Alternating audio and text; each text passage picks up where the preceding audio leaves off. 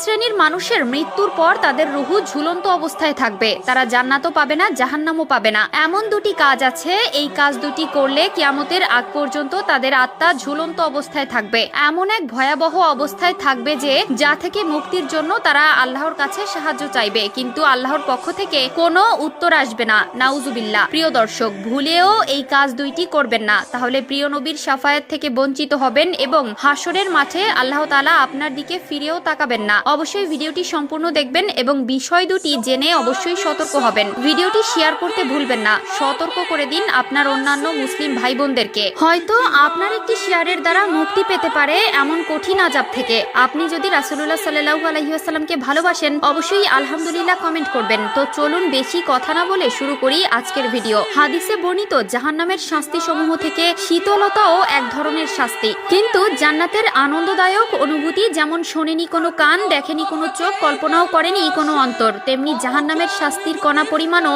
দুনিয়াতে আমরা অনুভব করতে পারবো না। বস্তুত জাহান্নামের শাস্তির ভয়াবহতা মানুষের ধারণার বাইরে। এক নম্বরে, ওই ব্যক্তির রুহু ঝুলন্ত অবস্থায় থাকবে যিনি আত্মহত্যা করেছেন। আত্মহত্যা মহাপাপ। আল্লাহ তাআলা বলেন, তোমরা সেই প্রাণ নিও না যে প্রাণ দেওয়ার তোমাদের কোনো ক্ষমতা নেই। আল্লাহ তাআলা ভাঙা হৃদয়ের মানুষদের খুব নিকটবর্তী থাকেন। এখনকার দিনে মানুষ দুঃখ কষ্ট সহ্য না করতে পারলেই আত্মহত্যার মতন একটি নিকৃষ্ট পথ অবলম্বন করে, কিন্তু তারা কি জানে না আল্লাহর জাহান্নামের শাস্তির কথা? তাদের কি শোনানো হয়নি জাহান্নামের অগ্নিকুণ্ডের কথা? আত্মহত্যা করলে যেমন দুনিয়া বরবাদ, তেমনি পরকালও বরবাদ হয়ে যাবে। দুঃখ কষ্ট জীবনে আসলে আল্লাহর কাছে সাহায্য চাইতে হবে, নয়তো যে ব্যক্তি আত্মহত্যা করে হাসরের ময়দানে আল্লাহ তাআলা তার দিকে ফিরেও তাকাবেন না। দুই নম্বরে, ওই ব্যক্তি জান্নাতে যেতে পারবে না যিনি ঋণগ্রস্ত অবস্থায় মৃত্যুবরণ করে। যে ব্যক্তি ঋণ নিয়ে মারা যায় তার জন্য জাহান্নামে কঠিন আযাব অপেক্ষা করছে। ততক্ষণ পর্যন্ত জান্নাতে প্রবেশ করতে পারবে না যতক্ষণ না তার ঋণ দুনিয়ায় কেউ পরিশোধ না করে। ঋণ নিয়ে এক হাদিসে বর্ণিত রয়েছে, যদি কোনো ব্যক্তি কারো হক নষ্ট করে মারা যায়, হাসরের ময়দানে সকল হিসাবের পরে সেই হকদার ব্যক্তিদের সামনে তাকে উপস্থিত করা হবে। তাদের থেকে যতক্ষণে ঋণ পরিশোধ না হবে ততক্ষণে জান্নাতে প্রবেশ করতে পারবে না। আল্লাহ আমাদের সবাইকে সঠিক বুঝ দান করুক,